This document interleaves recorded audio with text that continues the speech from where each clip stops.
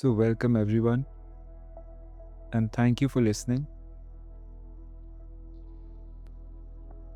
So, today we are going to take a journey together, a journey inwards to meet something that I think lives in many of us, but we rarely talk about it openly. In my own experience, a few years ago, I noticed something had changed in me. I couldn't quite put my finger when it happened, but there was a shift. I used to look forward to things. You know that feeling? When you have something coming up, a dinner with friends, a weekend trips, a project that you're excited about, and you actually feel anticipation in your body. That little spark in you that says, this is going to be good. And I had that. I had that for years.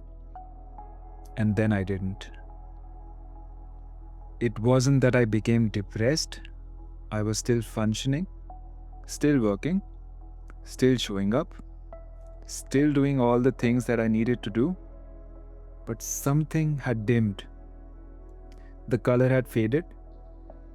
The things that used to light me up felt flat. I planned something nice, and when it arrived, I'd just be going through the motions. The joy wasn't there. The fire in my belly, that aliveness I used to feel just moving through the world, it had gone quiet. And the strange thing was,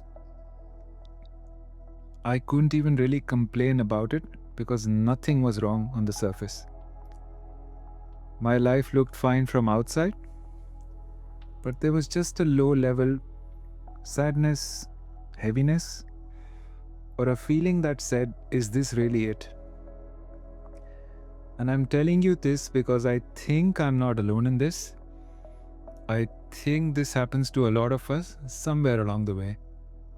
And I think we need to talk about it more openly, without shame, without pretending everything's fine when it may not be. So let's explore this together. Not to force the joy back, but to understand it, to meet it, and to give it some space. The sadness we are willing to feel is the sadness we can transform.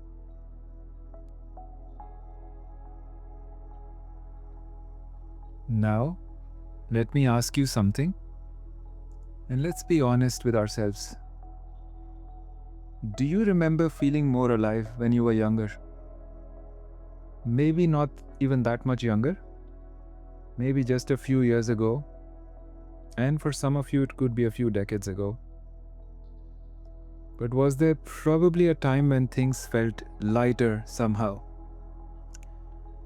When small things could genuinely excite you? When you'd laugh more easily? When your body moved with more freedom? When you had energy not just to do things, but to enjoy things? When there was this sense of possibility, like life was unfolding and you were curious about what came next? What happened to that?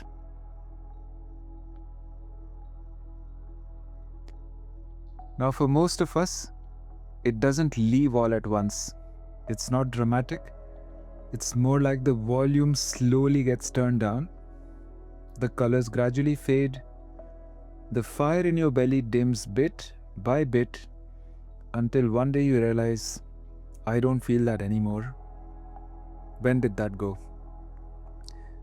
And here's what I've noticed in myself and in people that I work with, that we don't just lose joy randomly.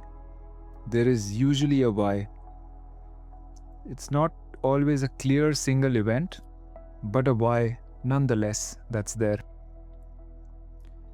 When you were younger, and I'm talking anywhere from childhood to your 20s or even early 30s, your body probably knew how to feel things fully and then let them go. You got angry, you felt it, you expressed it. maybe too loudly according to the adults around you, and then it passed. You felt sad, you cried, and then you felt better. You felt excited, you jumped around, you couldn't sit still, and you lived that excitement in your whole body. Emotions moved through you, like weather. Like waves in the ocean, they came, they peaked, and they moved on. But then life started teaching you different lessons. Don't be so emotional. Calm down. Sit still. Be productive. Have boundaries. Stop being sensitive. Grow up. Get serious. This is how adults behave. And the world you were entering, the adult world of responsibilities and bills and deadlines and expectations, it didn't really have space for your full emotional range. It needed you controlled, contained, predictable, and productive. It needed you controlled, contained, predictable, and productive. So you learned. You learned to hold your feelings instead of letting them out. You learned to smile when you felt like crying. You learned to say I'm fine when you were absolutely not fine.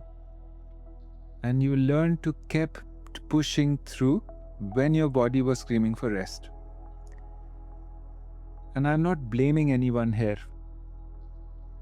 You did what you needed to do to survive. To be accepted, to keep your job, maintain your relationships. And we all do this.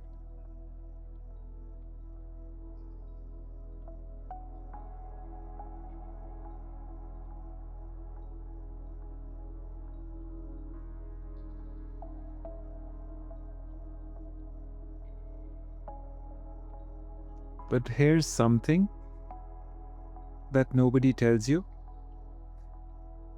Those emotions you didn't express, they didn't just disappear. They went somewhere. They settled into your body, into your tight shoulders, into your clenched jaw, into the knot in your stomach, into the shallow breathing, into your nervous system. And over time, months, years, and decades, all of that unexpressed life, all of that unfelt feeling becomes a weight, a heaviness, or you can call it a dimming in your fire.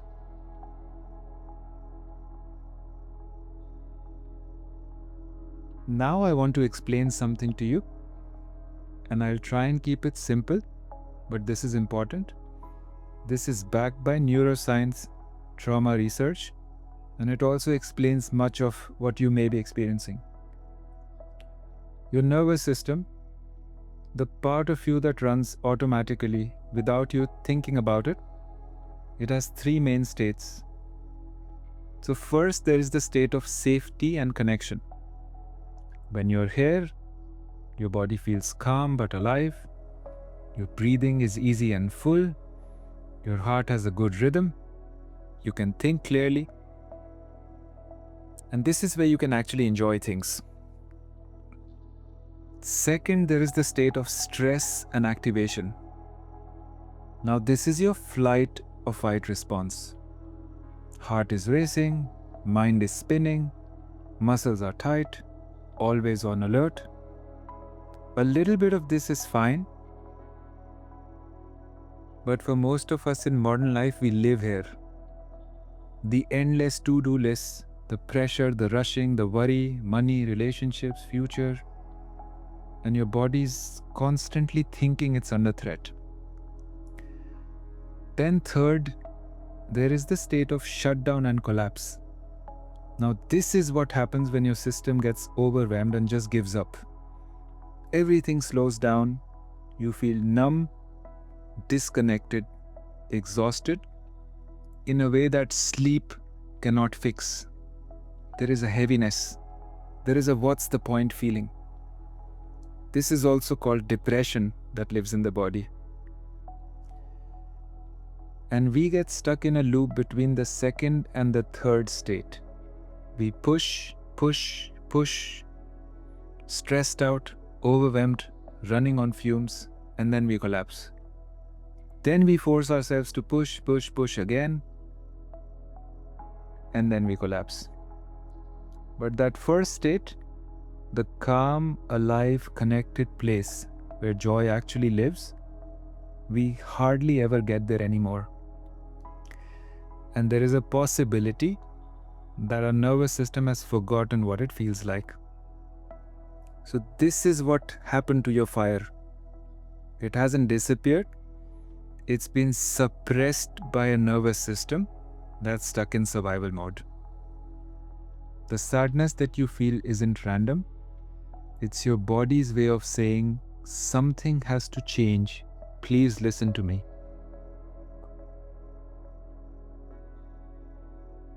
Now, here's what I want you to understand.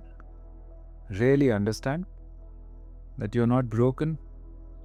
I know it feels like maybe you are. I know you look at other people who seem happy and energized, and you may think, what's wrong with me?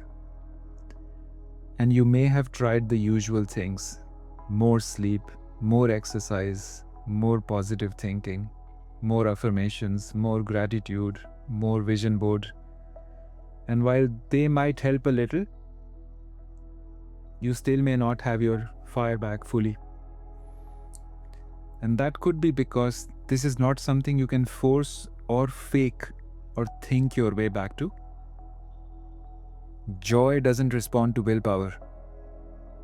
And I'll say this again, joy doesn't respond to willpower. You can't just decide one day to feel alive and happy again. But here's the good news. You can create conditions for it to return. You can work with your body and your nervous system to help them remember safety, to discharge and release what's been stored, and to make space to feel alive again. So that's what we are going to do today. Now, before we do that, let's understand sadness a little bit. Now, there is this 13th century poet, Rumi, and a lot of you may have heard of them. And Rumi quotes are everywhere these days. They're on Instagram and TikTok, but bear with me because this one actually matters. Now, he wrote a poem called The Guest House. And when I first really heard it, not just read it, but when I heard it, something shifted. And let me share just a small part of it with you. Now, Rumi says, this being human is a guest house. Every morning is a new arrival, a joy, a depression, a meanness. Some momentary awareness comes as an unexpected visitor. Welcome and entertain them all, even if they are a crowd of sorrows, who violently sweep your house empty of its furniture. Still treat each guest honorably.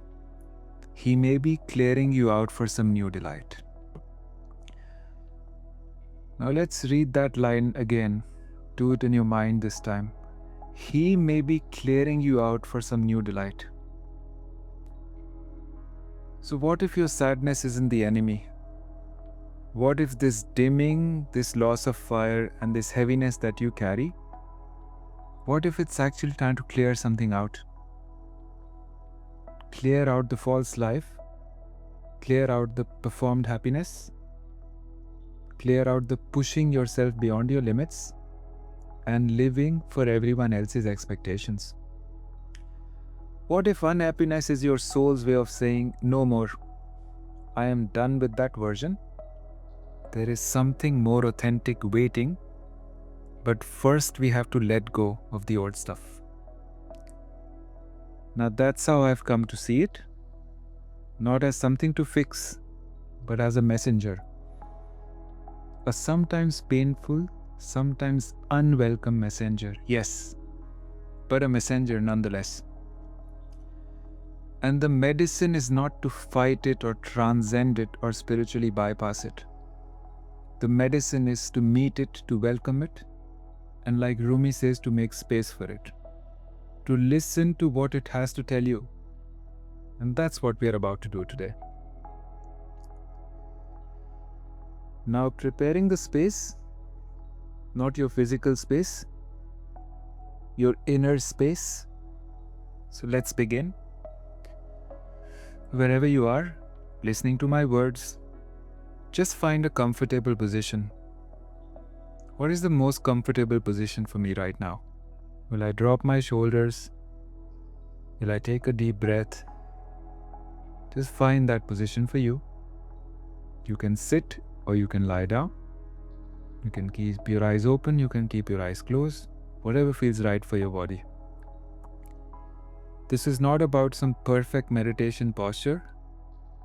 This is just about being comfortable enough so you can actually feel. If you're sitting down, feel your hips making contact with the surface beneath you. If you're lying down, feel the length of your spine supported by the floor or the bed or the couch. And just notice your body is being held right now. You don't have to hold yourself up right now. Your body is being held. You can let earth, ground, the furniture hold you.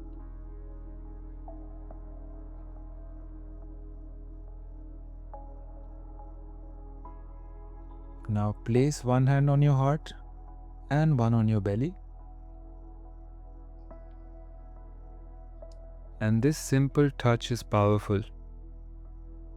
It is a signal to your nervous system that you are here, that you are present, and that you are not abandoning yourself. Feel the warmth of your hands through whatever you're wearing. And feel the gentle rise and fall of your breath beneath your palms.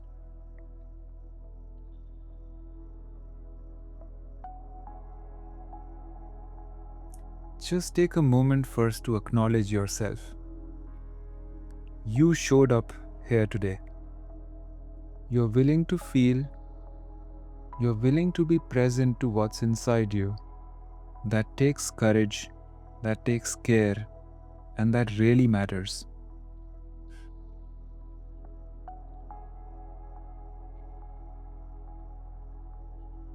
Now let's bring your awareness fully into your body.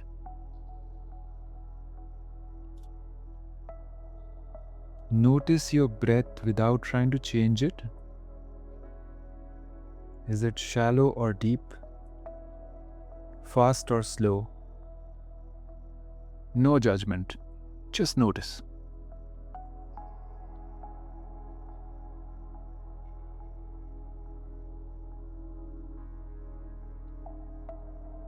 Now scan through your body, starting with your feet. Can you feel them? Are they tensed or relaxed? Your legs, your hips, your belly under your hand, your chest under your other hand, your shoulders, your jaw, and your face. Where are you holding tension? And where do you feel tight, guarded, or gripped?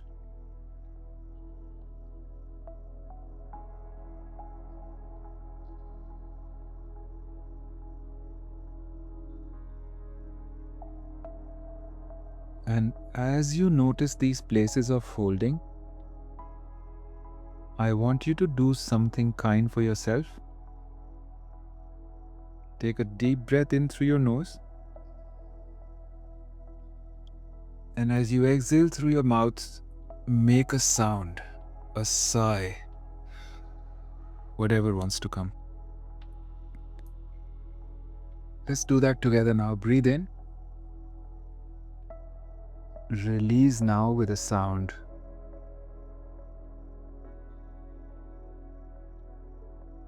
And again, breathe in.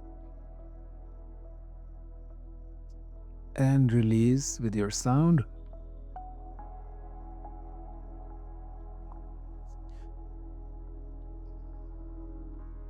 Now one more time, fill your lungs.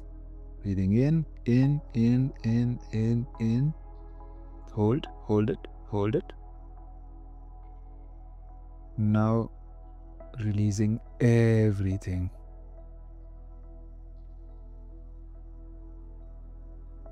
One more time, fill your lungs. Breathing in. Hold your breath. Now when we exhale, we are going to empty the stomach completely.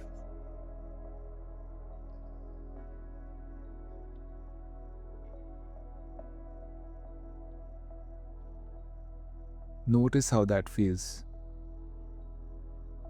You just gave your nervous system permission to release something, and even the small permission matters.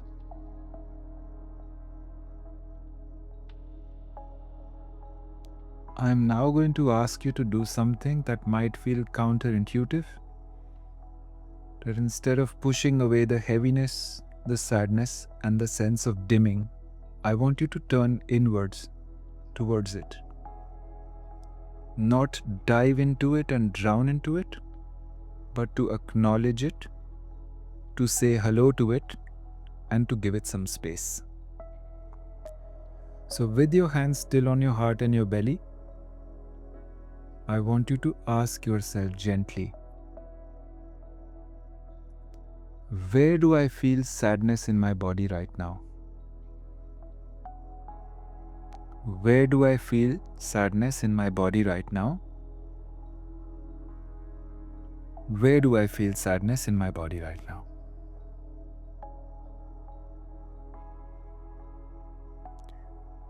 Don't think about it too much. Just notice. Is there a place in your body that feels heavy?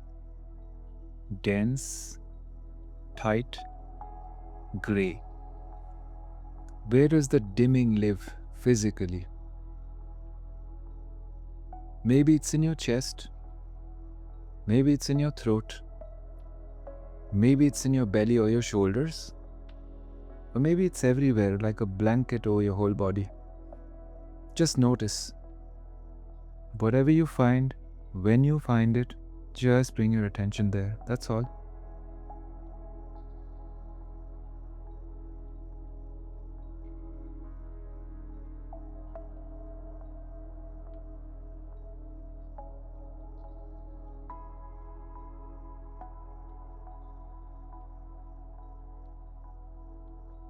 Now here's the practice.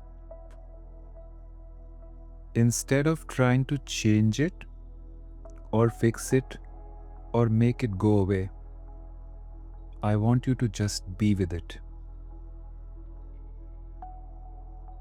Place your attention on that place in your body where sadness lives and just breathe with it. Imagine you're sitting next to a friend who's in pain.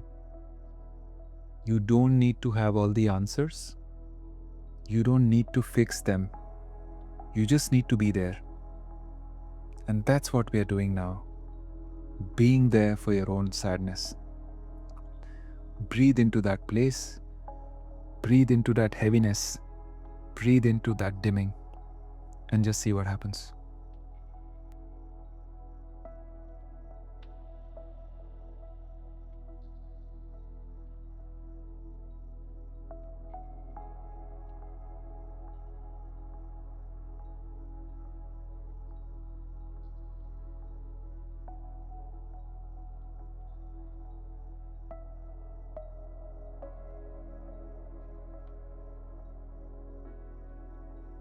Now, as you're breathing with it, see if you can get curious about it.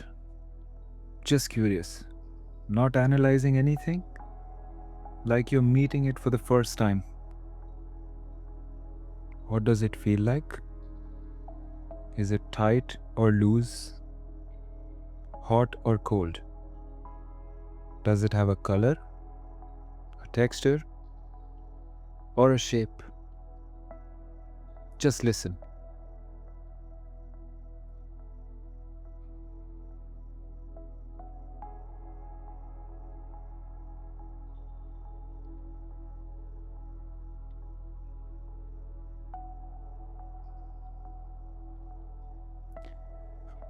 If this sadness could speak, if it had a voice, what would it say? Not what your thoughts say about it, but what would it say directly to you? Listen. Just listen.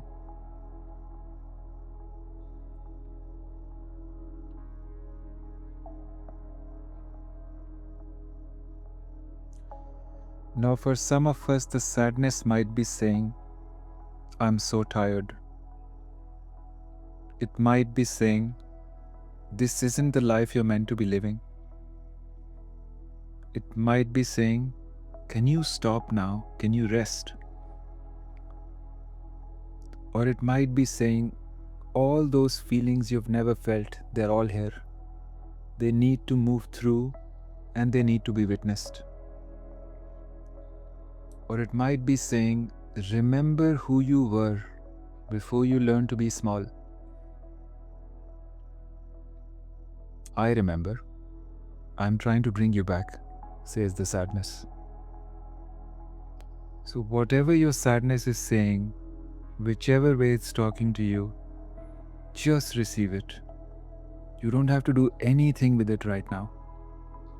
Let it speak, let it be heard. Let it speak, let it be heard.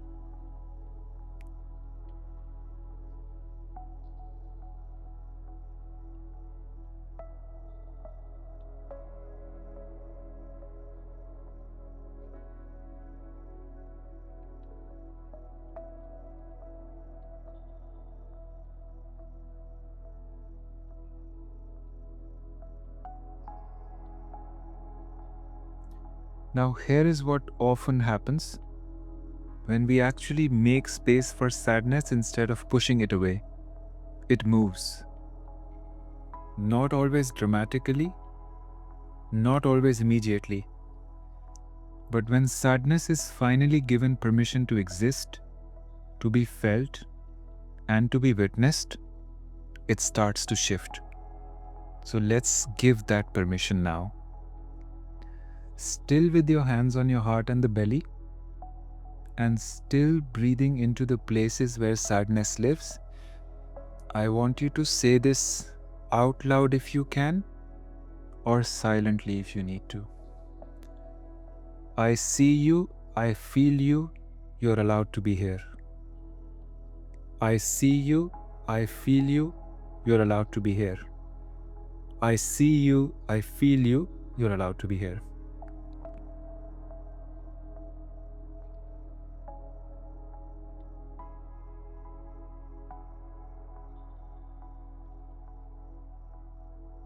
Thank you for trying to tell me something. Thank you for not giving up on me. I am listening now. Thank you for trying to tell me something. Thank you for not giving up on me. I am listening now.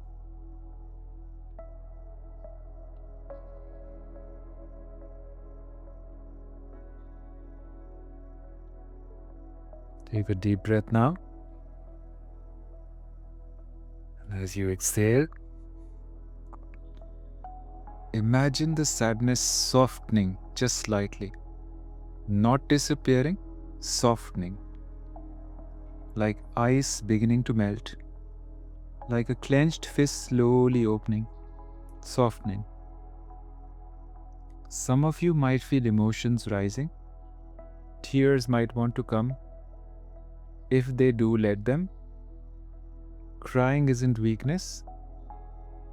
It's your nervous system releasing what it's been holding. It's medicine. Let it move. And if tears don't come, that's okay too. There's no right or wrong way to do this. The fact that you're here And the fact that you're willing to feel is what matters.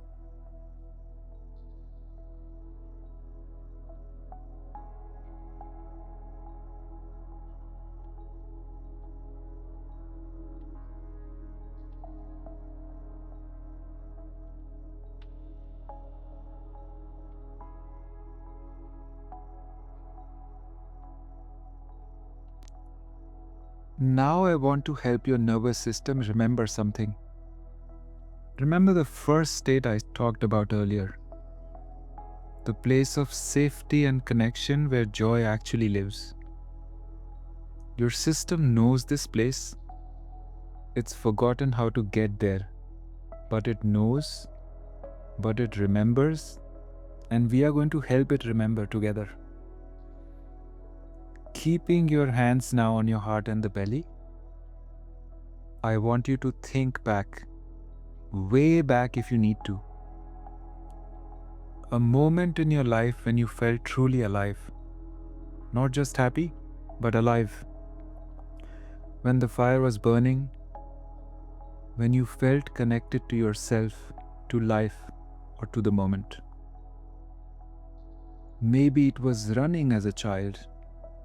Maybe it was laughing with a childhood friend. Maybe it was a moment in nature. Maybe it was dancing, creating something, falling in love, holding someone you care about. Don't judge the memory. Don't analyze it. Just find that moment when you felt truly, truly, truly alive, and it will come to you.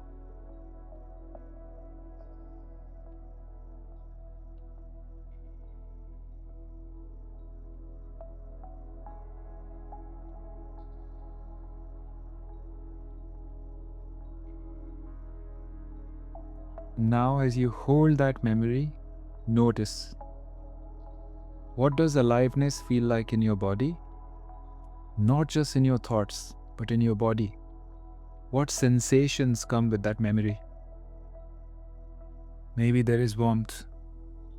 Maybe there's an openness in your chest. Maybe there's a lightness. Maybe your breath deepens. Maybe there's a tingling or energy or a sense of expansion. Just notice this physical sensation of aliveness now.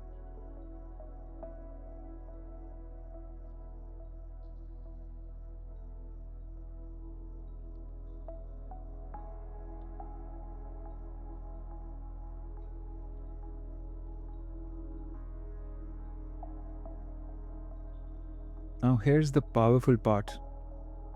Your body can't tell the difference between a memory and the present moment.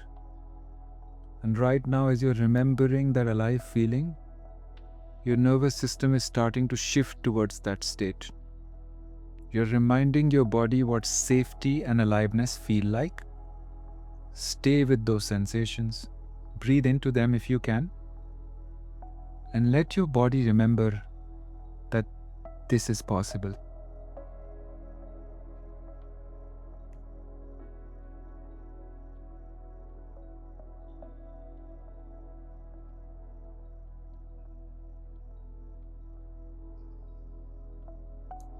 Your sadness came to clear something out, to wake you up and to say, something has to change.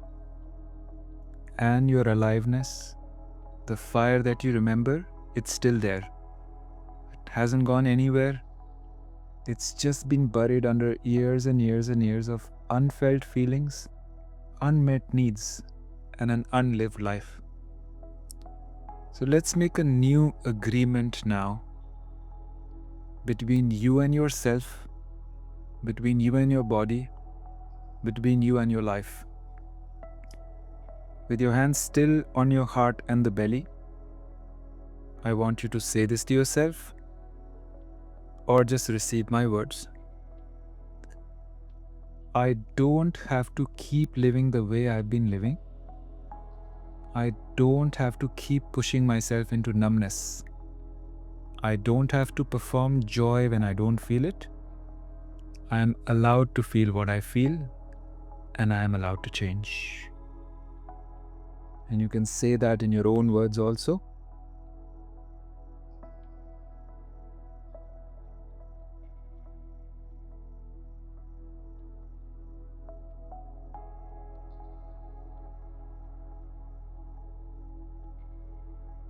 Now let's add, I am willing to come back to myself. I am willing to feel again, even when it's uncomfortable. I am willing to listen to what my body needs.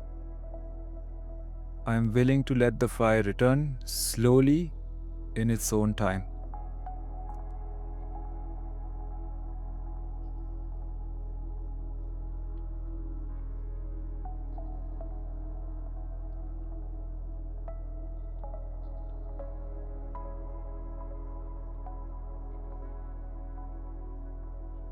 Now, this is not magic.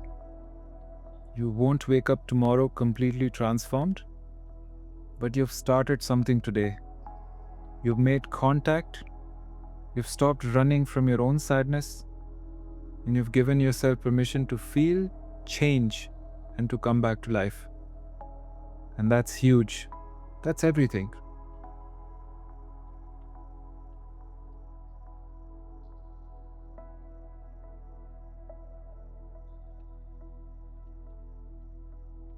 Now, if you're in a process right now, you're very welcome to pause this recording. We are going to start bringing this journey to a close. Take a deep breath now, the deepest breath you've taken all day. Fill your lungs completely and hold. Let it all out with a sound again. Wiggle your fingers, wiggle your toes, roll your shoulders. If your eyes were closed, you can open them. Your body has been so present, so still. Thank it. Thank your body for willing to feel, to be open, and to meet what's inside. Look around the room. Now, you did something that most people avoid. You turned towards your own pain and you made space for what your body was showing you. You stopped pushing, you stopped pretending, and you just felt. That's brave, that's radical. And in a world that wants you medicated, distracted, or spiritually bypassing your way around feelings, you actually felt them. And in feeling them, you began the process of letting them move, of releasing what's been stored, and of making space for something new. The fire hasn't come roaring back yet, and that's okay. It doesn't work that way, but you've tended to it. You've removed some of the wet blankets that were smothering it. You've given it oxygen, you've given it your attention. And that's how the fire comes back. Not all at once, breath by breath, feeling by feeling. Now I want to leave you with something practical, because this isn't about the time you spent in this exploration, this is about your life. Now here is what I invite you to do as often as you can. Check in with your body, not just your thoughts, your body. Ask, what do you need right now? And then listen. Then you let yourself feel. When sadness comes, don't immediately distract yourself. When you're tired, instead of pushing through with coffee, when you're angry, find a safe way to express it. Write it out, scream into a pillow, punch a cushion, do something. Let your emotions move through you instead of storing them. Then reconnect with whatever used to make you feel alive. Your body remembers. Just give it some opportunities now to remember. And last thing, just be gentle with yourself. You're not going to fix this overnight. You're not going to force yourself back to the person you were. And that's not the goal. The goal is to become who you actually are, underneath all the performance and the pushing and the pretending. So thank you for being here. Thank you for your courage, your willingness, your honesty. The sadness that you carry is not your enemy. It's a teacher. It's a messenger. It's trying to bring you back to yourself. And the fire you remember, the aliveness you've lost touch with, is not gone. It's waiting for you to create the conditions for it to return. And you've started that journey today.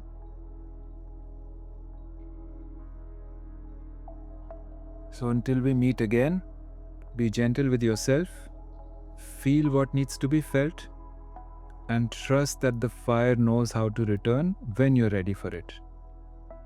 Thank you very much for joining me, and namaste.